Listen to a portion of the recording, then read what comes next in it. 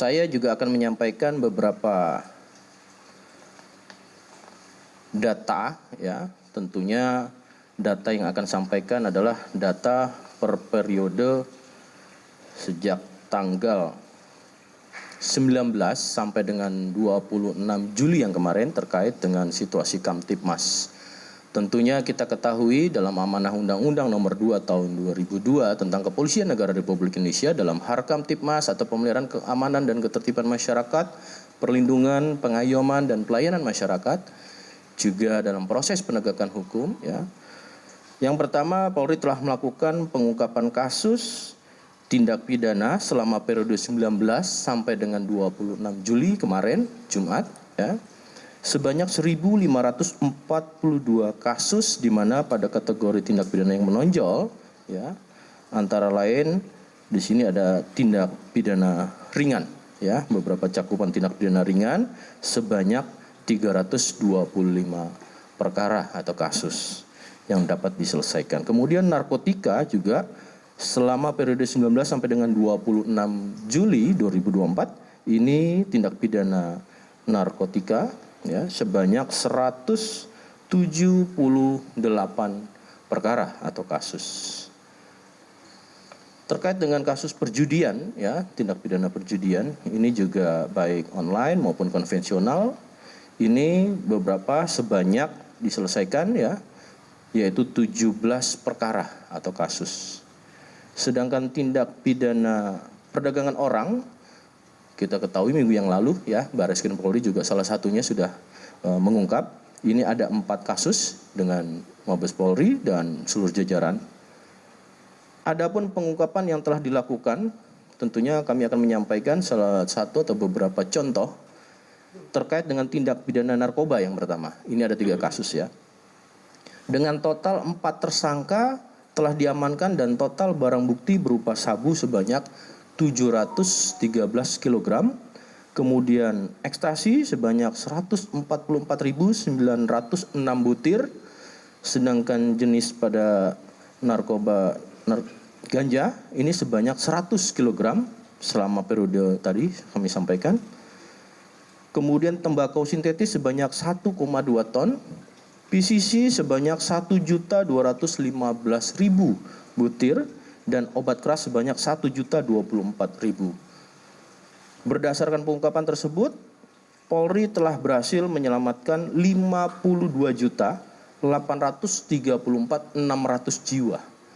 Ya, tentunya ini adalah pekerjaan yang kolaboratif dan juga atas partisipasi seluruh stakeholder termasuk elemen masyarakat dan lingkungan masyarakat setempat. Kedua, dengan tindak pidana perjudian online, ini ada 1 kasus kemarin sudah disampaikan dengan sindikatnya adalah sindikat jaringan internasional, ya. Pengungkapan kasus tindak pidana perjudian online dan pornografi, sindikat jaringan Taiwan, dengan total 8 orang tersangka yang telah diamankan, yang mana perputaran uang pada sindikat judi internasional tersebut mencapai 500 miliar rupiah dalam kurun waktu 3 bulan. Kemarin sudah dilakukan press conference dan ini merupakan bagian dari beberapa kasus yang tadi bisa kita selesaikan. Tindak pidana perdagangan orang, ya, ini ada 1 kasus pengungkapan kasus TPPO dengan modus membawa warga negara Indonesia ke luar negeri, yaitu negara Australia, di mana kerjasama Polri dengan AFP untuk dieksploitasi secara seksual. Dengan total 2 orang tersangka yang telah diamankan, adapun jumlah warga negara Indonesia yang telah direkrut oleh pelaku dan diberangkatkan untuk dipekerjakan sebagai pekerja seks komersial atau PSK di Australia kurang lebih sebanyak 50 orang dan tersangka mendapatkan keuntungan sekitar 500 juta rupiah. Kemarin juga sudah disampaikan, ini beberapa kasus menonjol yang perlu kami sampaikan.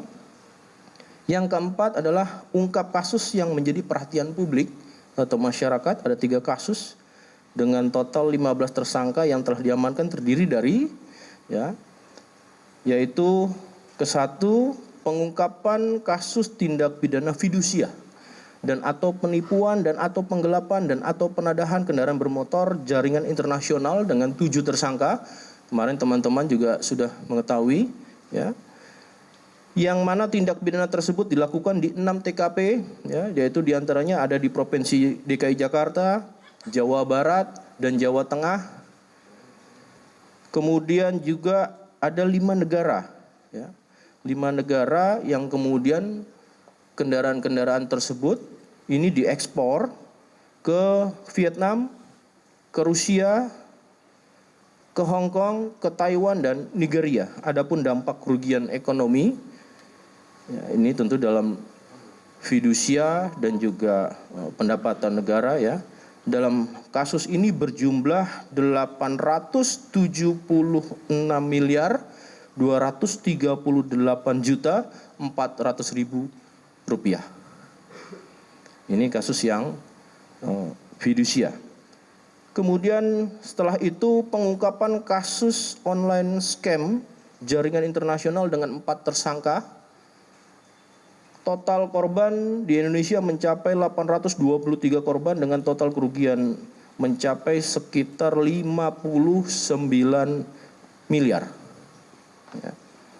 Juga melakukan online scam di 3 negara lainnya, yaitu seperti Thailand, India, dan China.